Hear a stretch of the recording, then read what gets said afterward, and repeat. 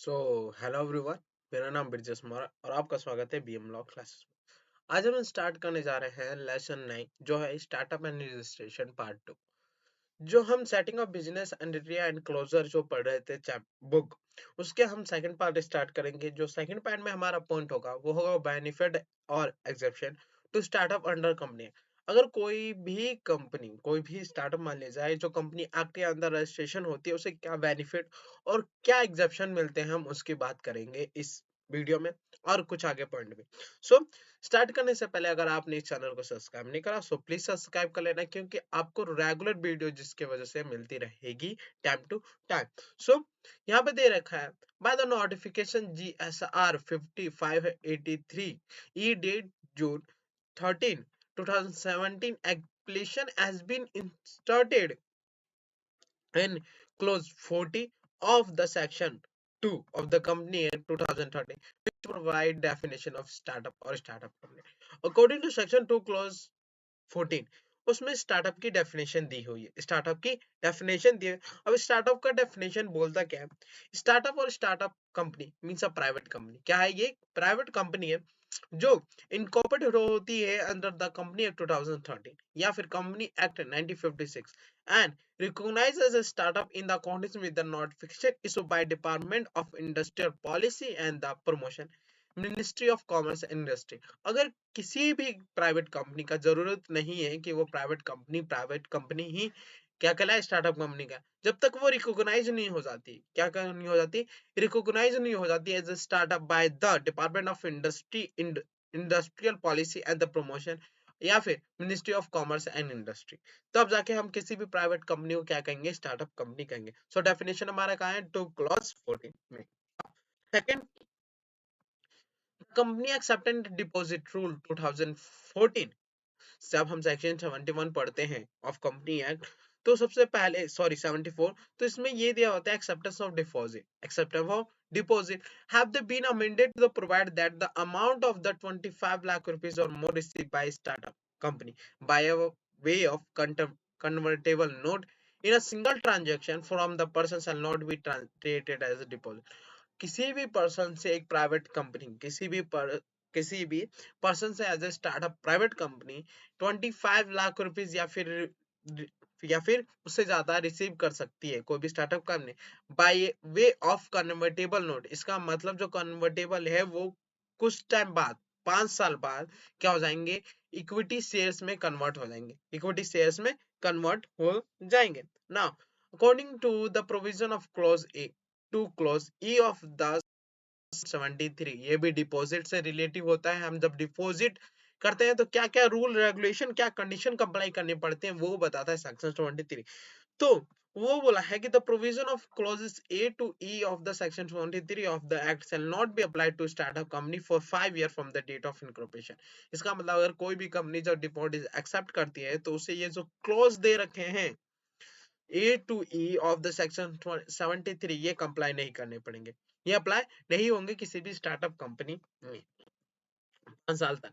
The maximum limit in respect of deposit to acceptance from the members shall not apply to a private company this startup for 5 year from the date of incorporation.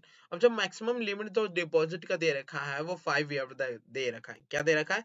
5 year दे रखा है। Startup are allowed to issue employ stock option to employ who is a promoter और a person belonging to the promoter group या फिर director who is either himself या फिर through his relative or through any body corporate directly or indirectly hold more than 10% of outstanding equity shares of a company up to 10 years from the date of incorporation या फिर startup company जो है वो issue कर सकती है employ stock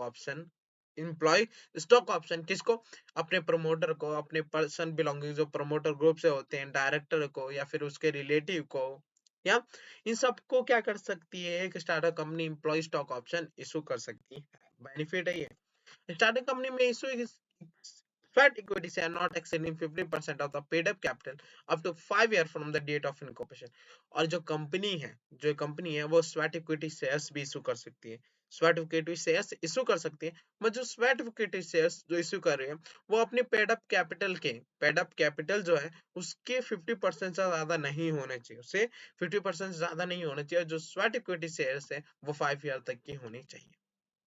Now, annual return of startup may be signed by the company secretary or where is no company secretary by the director.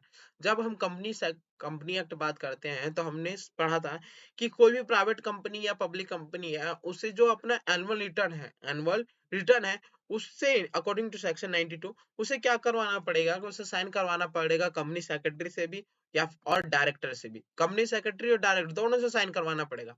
मगर इन्होंने बोला कि अगर कोई कंपनी स्टार्टअप है अगर कोई कंपनी स्टार्टअप है तो उसे या तो कंपनी सेक्रेटरी से साइन करवाए या फिर एक डायरेक्टर से साइन करवाए चलेगा, जरूरी नहीं है दोनों से साइन करवाना ना। रजिस्ट्रेशन ऑफ स्टेट, अब बात करेंगे कि कोई भी अगर स्टार्टअप है तो उसे रजिस्ट्रेशन कैसे करवाए, अगर उसे रजिस्ट्रेशन कैसे करवाए इसकी बात करेंगे। Formation of company in India, अब हमारे जो कंपनी एक्ट है 2013 उसमें कुछ टाइप में होनी चाहिए। Now the law of the company India governed by the Indian Company Act 2013, which is a comprehensive legislation provide for the provision related to all phases of company's life, that is incorporation, management, merger, winding up, etc. A registration of company, a registrar of the company is appointed under the act for a designated reason who is a nodal authority for the affairs related to companies in the particular region. जो registrar of company है वो हर एक reason के लिए designated जाता है for the affairs related to company in a particular region. ना अब टाइप ऑफ कंपनी की बात करते हैं।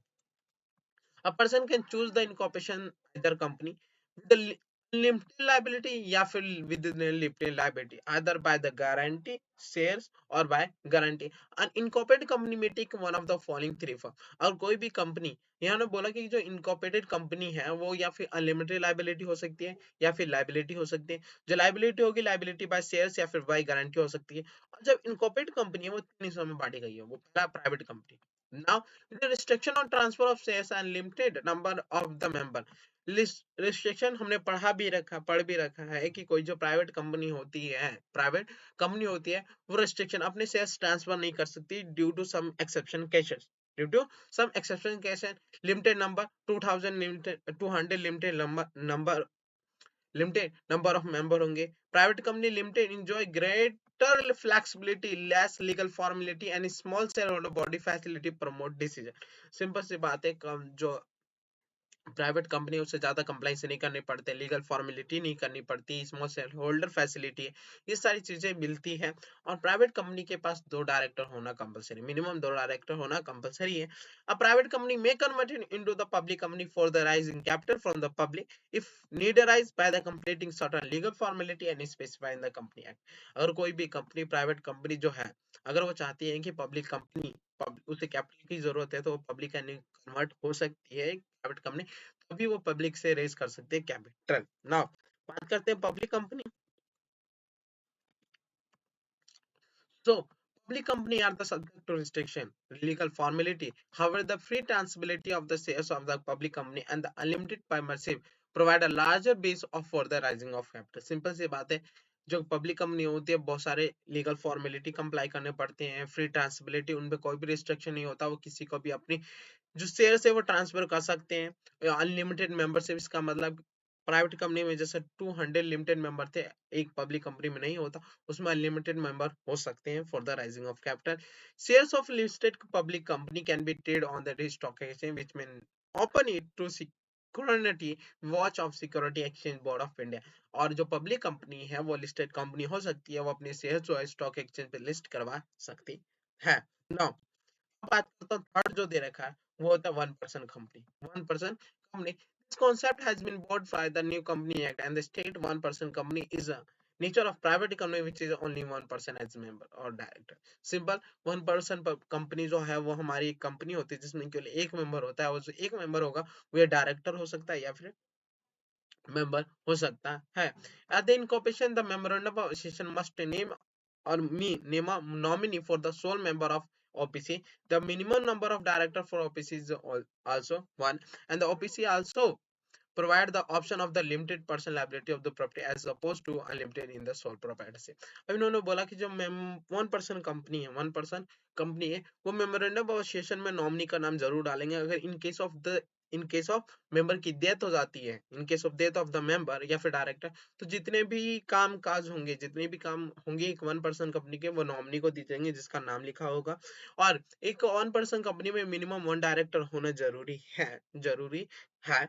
और जो लिमिटेड लाइबिलिटी मिलती है as a proprietor one person company, जहाँ की सोल प्रोप्राइटरशिप को नहीं मिलती। इसका मतलब अगर कोई पर्सन, अगर जो वन पर्सन कंपनी के मेंबर है, अगर कंपनी कंपनी वर्निंग अप हो रही है, तो मेंबर जो है उसके, वो लायबल नहीं होंगे for the payment of assets या फिर जितने भी क्रेडिट है उनका पे करने का। कंपनी खुद होगी वो, क्योंकि दोनों क्या है, अलग अलग है according to one person company.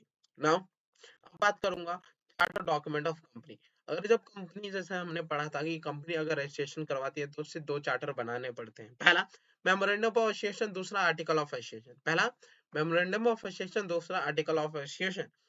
A memorandum of state of the object for which company is proposed to incorporate manner provide at the end।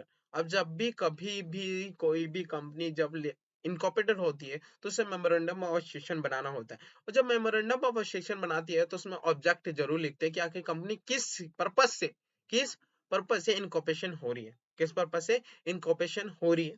That the first and foremost clause in memorandum shall be name of the proposed company suffix with the word limited or private limited as case में भी।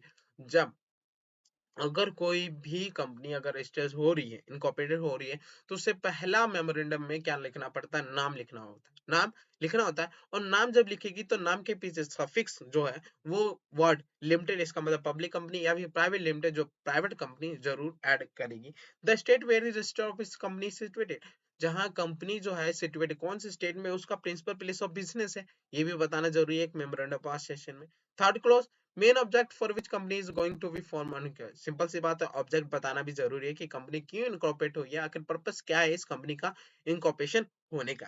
फिर हम बात करेंगे article of association की। Article of association, article of company contain regulation for the management of company. This document confined to the applicability of the provision of the Company Act on the private or public company as the may be। अब जो management of company है वो कैसे regulate होना चाहिए, वो article of association में लिखा होता है, आर्टिकल ऑफ एसोसिएशन में लिखा होता है। बस इतनी सी सिंपल सी बात। ना लीगल फॉर्मेलिटी फॉर इनकॉर्पोरेशन, अगर आप कोई भी कंपनी इनकॉर्पोरेशन करवाने जाते हैं तो आपको कुछ लीगल फॉर्मेलिटी पूरी करनी होगी प्री द इनकॉर्पोरेशन। अब इनकॉर्पोरेशन करवाने से पहले वो क्या क्या हो सकती है, पहला जो है वो है digital certification, digital signature certificate. जितने भी आपके मेंबर हैं जो फाइल करेंगे इनकॉर्पोरेशन ऑफ डॉक्यूमेंट, सिग्नेचर करेंगे, डायरेक्टर हो गए, कंपनी सेक्रेटरी हो गए, चार्टर्ड अकाउंटेंट हो गए, एडवोकेट हो गए, इन सबको डिजिटल सिग्नेचर सर्टिफिकेट लेना जरूरी होता है। डिजिटल सिग्नेचर सर्टिफिकेट लेना जरूरी होता है। देन एनी पर्सन जिसके पास डायरेक्टर आइडेंटिफिकेशन नंबर नहीं है, जिनके पास डायरेक्टर आइडेंटिफिकेशन नंबर नहीं है, उस डायरेक्टर को DIN 3 फाइल करना पड़ता है for the director identification number. Then next है फाइलिंग ऑनलाइन इनकॉर्पोरेशन। उसके बाद जब उसके पास डायरेक्टर आइडेंटिफिकेशन नंबर आ जाता है तो उसे फाइल करना पड़ता है इनकॉर्पोरेशन डॉक्यूमेंट। देन बात करते हैं पोस्ट इनकॉर्पोरेशन फॉर्मेलिटी। हमने जब प्री इनकॉर्पोरेशन करवा ली, इनकॉर्पोरेशन करवा ली, तो उसके बाद हमें पोस्ट इनकॉर्पोरेशन क्या करवाना पड़ता है। One the certificate of incorporation has been issue by the ROC। जब हम सारी की फॉर्मेलिटी पूरी कर लेते हैं तो हमें ROC जो रजिस्ट्रार ऑफ कंपनी है वो certificate of the incorporation issue करता है। ठीक है। The company may become a separate legal entity in the eye of law in India, and they require certain basic restriction to initiate the business, which include the application for the obtaining a permanent account number, tax deduction account number in the name of the company, and any other business specify registration from the travel government authority, that is import export code number in the case of company carry out business import। Simple, अगर कोई भी company incorporation हो जाती है तो उसे कुछ और फॉर्मेलिटी भी करनी पड़ती है, जैसे परमानेंट अकाउंट नंबर ऑब्टेन करना, बैंक अकाउंट ओपन करना, टैक्स GST ऑब्टेन करना, tax deduction account number obtain करना, ये सारी चीजें करनी पड़ती है ना। अब कुछ बात करेंगे इंपॉर्टेंट जो स्टार्टअप कंपनी के लिए होती है, कोई स्टार्टअप कंपनी के लिए होती है। सबसे पहले choose the right legal structure for a startup. सबसे पहला जो काम होगा आपका, कोई भी स्टार्टअप आप स्टार्ट करने जा रहे हो, बिजनेस स्टार्ट करने जा रहे हो, तो आपको सबसे पहला लीगल स्ट्रक्चर कि प्राइवेट कंपनी हमारी होनी चाहिए, पब्लिक कंपनी होनी चाहिए, क्या स्ट्रक्चर होना चाहिए, ये सब आप बात करेंगे, पहले चूज करेंगे। Now choosing an appropriate legal structure one of the most crucial decision for startup. The decision should be based on the individual circumstances and the host of factors such as the nature, sector of business, operator, business trajectory, regulator, and tax consideration, cost of formation, ongoing administration, extra capital requirement, type of the funding, sort of legal liability projection, required number of shareholder, balance be required between the ownership, management, and proposal mechanism for profit and distribution. That is ये सारी चीजें एक company में अगर आप choose करते हैं तो इन सारी चीजों को गौर करेंगे, इन सारी चीजों को गौर करेंगे कि हमारे क्या क्या फैक्टर हैं, क्या क्या सेक्टर हैं, कौन सा ग्रो कर रहा है, रेगुलेटरी क्या होगा, मेंबर कितने होंगे, लाइबिलिटी क्या होगा, लीगल फॉर्मेलिटी क्या होगा, ये सारी चीजें आपको ध्यान देनी है सबसे पहली चीज। दूसरा, आपको कुछ बिजनेस लाइसेंस लेने होंगे, रजिस्ट्रेशन, बिजनेस लाइसेंस, रजिस्ट्रेशन आपको कंपनी एक्ट के अंदर रजिस्ट्रेशन करवाना पड़ेगा। देन आपको employ provident fund, employ code, ESI code, ये सारी चीजें आपको ऑब्टेन करनी पड़ेगी, जीएसटी नंबर, ये सारी चीजें आपको ऑब्टेन करनी पड़ेंगी। देन इंटेलेक्चुअल प्रॉपर्टी प्रोटेक्शन, आपको कॉपीराइट लेना पड़ेगा, ट्रेडमार्क लेना पड़ेगा, इन सब चीजों में भी आपको रजिस्ट्रेशन करवाना पड़ेगा कि आपकी जो प्रोटेक्शन है इंटेलेक्चुअल प्रॉपर्टी की वो कोई उल्लंघन कंडोमिशन ना करे। दूसरा, फाउंडर इक्विटी स्प्लिट इन्वेस्टिंग का मतलब founder equity should be split among the founder based on the nature of the role play of the each founder along with their time, effort and capital contribution to the capital। जो founder होंगे equity के वो according to कितना contribution कर रहे हैं, कितना effort लगा रहे हैं एक स्टार्टअप में, इस पे डिपेंड करा जाएगा। Then founder agreement, founder agreement is the most valuable tool to stabilize the relation between the founder of the startup. अब जो जिसने स्टार्ट करा दैट मीन्स फाउंडर, उनके संग एग्रीमेंट बनाएंगे जो सबसे इंपॉर्टेंट टूल कहलाएगा for the startup of the company. The agreement should be represent a clear understanding between the founder on the all की issue related to startup। Founder agreement should be clearly mention the role and responsibility of the founder and they have the close detailing the decision making and the operating structure of the startup। Now employing contract, जितने employ है उनके संग contract बनानी चाहिए आपको कि कितने time तक क्या कंडीशन होगा आपका एम्प्लॉयमेंट का। दूसरा, अगर एम्प्लॉय स्टॉक ऑप्शन है तो आप अपने डायरेक्टर या एम्प्लॉय जितने भी है उनको एम्प्लॉय स्टॉक ऑप्शन पे कर सकते हैं, आपको ट्रस्ट बनाने पड़ेंगे। थर्ड पार्टी एग्रीमेंट, अगर कोई भी पार्टी एंटर करती है आपके संग बिजनेस में तो आपको एग्रीमेंट बनाने पड़ेंगे जो है थर्ड पार्टी एग्रीमेंट। आपका इन्वेस्टमेंट जो स्ट्रक्चर है जैसे investor, angel fund, high net worth individual, venture capital, ये सब लोग इन्वेस्ट करते हैं आपकी कंपनी में, तो ये आपको भी स्ट्रक्चर आपको ध्यान देना सबसे ज्यादा जरूरी होगा। Then compliance management, compliance and important is often overlooked by the many startup। There are the multiple law applicable to the specified entity structure under which separate event based on the annual compliance mandate। It is extremely critical for the sustainable growth of any business that the status compliance with the legal, secretarial, taxation, employee related to other association compliance। ये सारी चीजें आपको ध्यान देनी पड़ेगी। Now अब बात करूंगा financial available for the startup company. अगर कोई कंपनी स्टार्ट करी जाती है, कोई कंपनी स्टार्ट करी जाती है तो अगर जब उसे रेज करवाना होगा कैपिटल तो कौन कौन से रास्ते होंगे उसे रेजिंग करवाने के ऑप्शन होंगे, उनकी बात करते हैं। तो now analyse with the different financial option, क्या क्या ऑप्शन होंगे। मगर अब यहाँ पे आपको ये जो पॉइंट दे रखा है ये आपको याद करना सबसे ज्यादा जरूरी है, एग्जाम में आने की जरूरत है कि क्या क्या कि स्टार्टअप कंपनी के लिए कौन कौन से ऑप्शन है for the financing.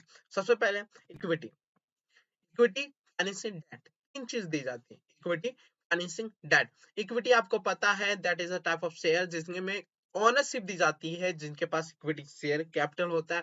Date financing as a loan, as a loan, जो जिनके पास डिवेंचर होते हैं उनकी ओनरशिप नहीं दी जाती, उनके अगेंस्ट इंटरेस्ट दिया जाता है। ग्रांट, गवर्नमेंट द्वारा ग्रांट पे करा जाता है कि अगर आपको कुछ भी होता है तो मैं उसके भागीदारी हूँ, उसका भागीदार हूँ, आपको मैं हर एक टेंडर, ये सारी चीजें, ग्रांट एक तरफ का ग्रांटी लेना, एक तरफ का ग्रांट हुआ। अब इसकी बात करेंगे that there is no component of repayment of investment fund. और यहाँ पे कोई भी वो नहीं है कि अगर आपने इक्विटी शेयर्स लिए है तो आपको जरूरी है कि आपको जो आपने इन्वेस्ट करा उसको रिपेमेंट ही करा जाए, उसको रिपेमेंट करा जाए। आपका पैसा डूब भी सकता है, आपका पैसा डूब भी सकता है। Investment fund to repaid with stipulated time frame within इंस्टर, अगर डेट का इंस्ट्रूमेंट है तो जो भी डिवेंचर होल्डर है उन्हें पैसा मिल जाएगा आफ्टर सम टाइम, और वो भी इंटरेस्ट के साथ। There is no component of the repayment of investment fund, और ग्रांट के टाइम पे भी कोई भी इन्वेस्टमेंट, कोई भी रिपेमेंट जैसी चीजें नहीं होती। Risk, risk factor for the investor is higher as no guarantee against the investment. Simple सी बात है, अगर आप इक्विटी शेयर्स में इन्वेस्ट कर रहे हैं तो यहाँ पर कोई भी गारंटी नहीं है कि आपका पैसा, जरूरी नहीं है कि ग्रो ही करे, आपका पैसा डूब भी सकता है। इसका मतलब हायर रिस्क होता है इक्विटी में। डेट में लोअर होता है, क्योंकि जरूरी है अगर पैसा डूबता है तो आपको कोलेट्रल, अगेंस्ट जो कोलेट्रल है वो आपको मिल जाएगा। और ग्रांट में कोई भी रिस्क फैक्टर नहीं होता, क्योंकि कोई भी कोलेट्रल नहीं इन्वॉल्व होता। Now pressure for the remembered, less pressure. एक इक्विटी शेयर होल्डर को जरूरी नहीं है कि हम उसके ऊपर डिविडेंड ही दें, मगर अगर बात करेंगे डिवेंचर होल्डर की, तो उन्हें हर साल हमें इंटरेस्ट पे करना पड़ता on the time. No pressure for the repayment as grant are the monetary support provide for the specific purpose. और अगर ग्रांट की बात करें तो उस पे भी कोई प्रेशर नहीं होता, कोई ही प्रेशर नहीं होता कि आपको पे करना है ना। Return investor, capital growth for the investor, interest payment करते हैं, नो रिटर्न। कैपिटल ग्रोथ, इसका मतलब अगर आपको जो भी इन्वेस्टर होते हैं इक्विटी शेयर होल्डर, उन पे डिविडेंड देना होता है, इंटरेस्ट पेमेंट करना है, डिवेंचर। और जब ग्रांट की बात है कोई भी पेमेंट नहीं करना होता है। इन्वॉल्वमेंट, इक्विटी फंड इन्वेस्टर जितने भी होते हैं वो मैनेजमेंट डिसीजन मेकिंग में इन्वॉल्व होते हैं, उनका हर एक वोट कीमती होता है। डेट में ऐसा कुछ नहीं होता, और कोई भी direct involvement in the grant में नहीं होता। सोर्स क्या होगा, अगर इक्विटी शेयर्स हमें चाहिए, इक्विटी शेयर होल्डर होंगे तो एंजल इन्वेस्टर हो सकते हैं, सेल्फ फाइनेंसिंग, फैमिली हो सकती है, फ्रेंड हो सकते हैं, वेंचर कैपिटलिस्ट, क्राउड फंडिंग, इनकप्टर और द एसिलेटर हो सकते हैं। और अगर बात करें डेट की, तो बैंक हो सकता है, non banking financial institution, government loan, मुद्रा बैंक, स्टार्टअप इंडिया, ये सब हो सकते हैं। मगर ग्रांट की बात करें तो central government, state government, corporate challenges, grant program of the private entry, ये सब लोग हो सकते हैं। अगर आता है तो ये चार छह चीजें जो आपको दिए हैं इसमें, ये चीजें आपको याद रखनी है डेफिनेशन के। पहला नेचर, दूसरा रिस्क क्या होता है, तीसरा पेमेंट क्या होनी चाहिए, देन रिटर्न टू इन्वेस्टर क्या होना, इन्वॉल्वमेंट ऑफ डिसीजन, और सोर्स क्या होता है। अब बात करेंगे हम कुछ कुछ फाइनेंसिंग की। अगर कोई स्टार्टअप है तो उसे कहाँ से फाइनेंस मिल सकता है। पहला, सीड कैपिटल।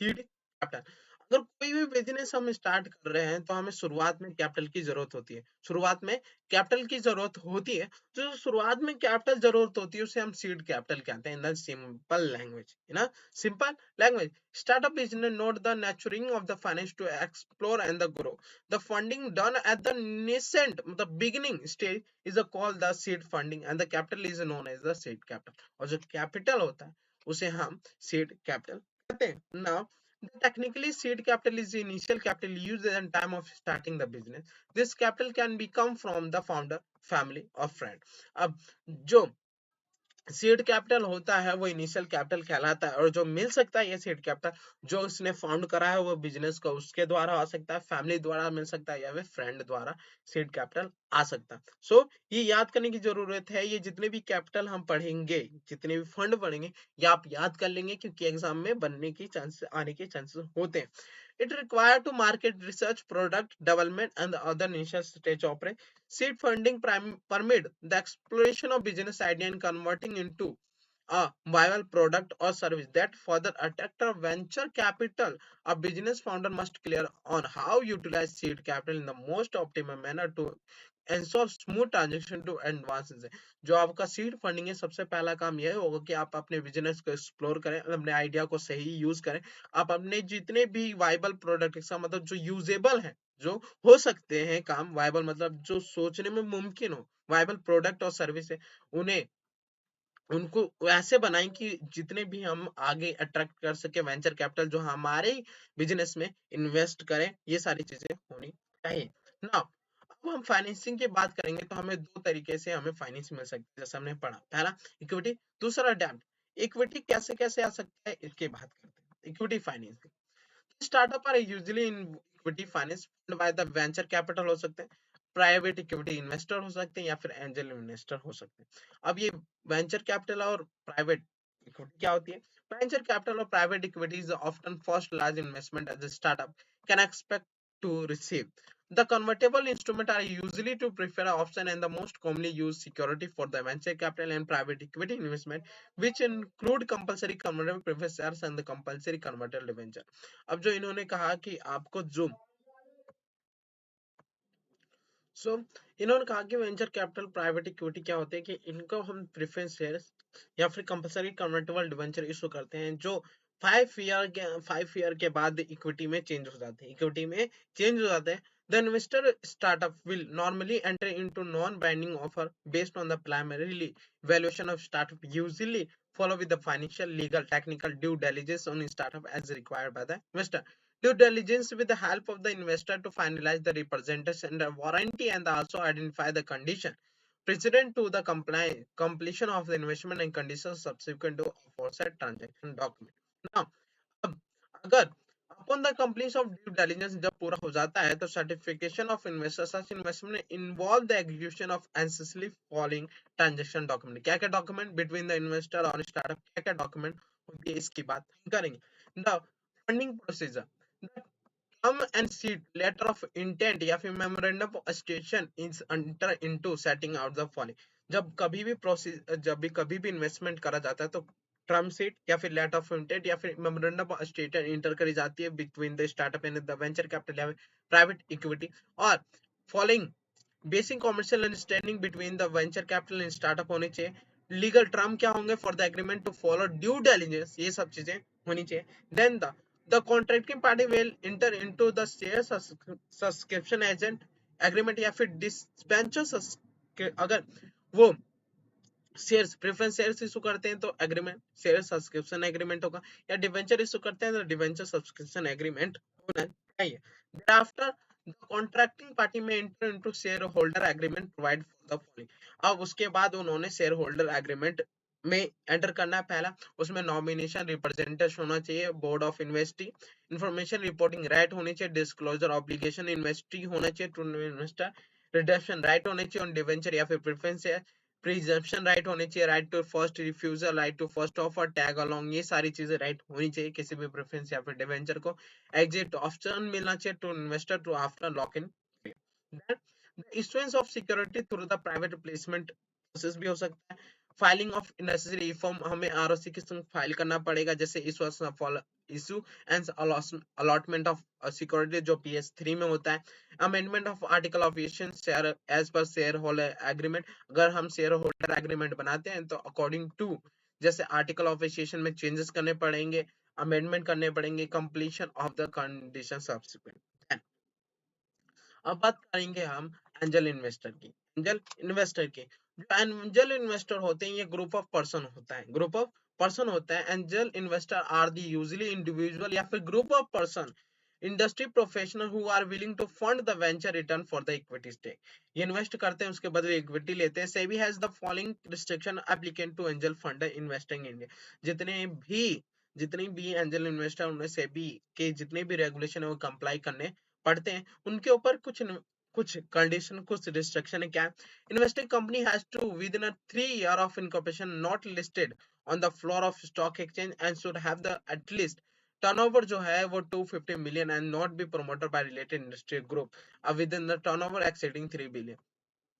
उन्होंने बोला कि जितने भी कंपनी है जो इन्वेस्टिंग कंपनी जिसमें इन्वेस्ट करा जा रहा है within 3 year from the date on listed नहीं होने चाहिए on the floor of stock exchange नहीं होना चाहिए and should have a turnover at least 250 million होना चाहिए. The deal size is required to between the 5 million and 50 million. और जब हम वेंचर कैपिटल एंजल इन्वेस्टर से डील कर रहे हैं वो 5 से 15 मिलियन तक का होना चाहिए.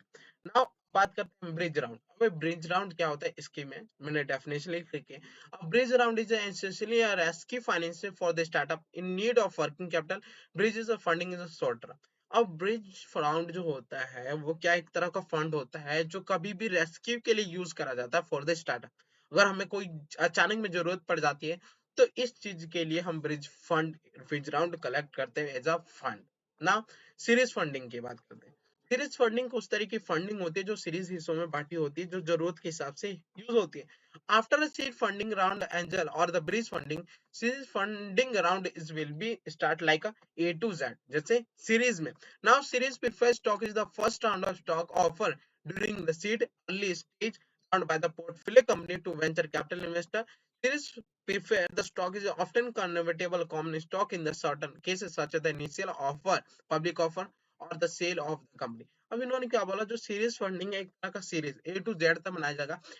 ये जो में जो ए से जेड तक बनाएगा, जो ए से जेड तक होंगे उनमें जो ए होगा, मान लिया किसी और चीज के लिए, बी किसी और चीज के लिए, सी किसी और, इन सब तरह इस तरीके से हम फंड कलेक्ट करेंगे और यूज करेंगे उन सब चीजों को ना. Then the series round is a traditionally a critical stage of the funding of new company.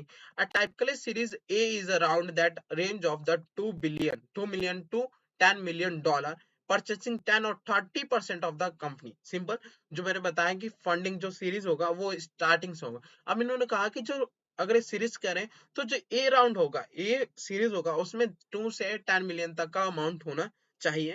The capitalizing during the series usually intend to capitalize a company for the 6 to 2 year के लिए utilize होना चाहिए. Intent to like develop product, perform initial marketing, branding, hires initial power, otherwise undertake early stage of the operation.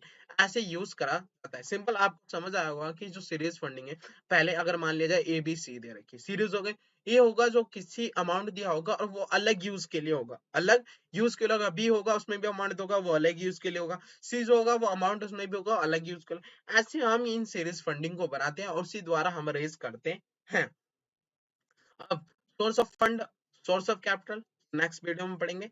आज के लिए इतना ही काफी. मिलता है नेक्स्ट वीडियो में. Thank you so much. अगर आपने कुछ भी इस चैनल से सीखा, इस वीडियो से सीखा, तो प्लीज इस चैनल को जरूर सब्सक्राइब करें. और आपको अगर और भी चैप्टर जानना है, पढ़ना है, तो जरूर इस चैनल को सब्सक्राइब ना करना भूले. Thank you so much.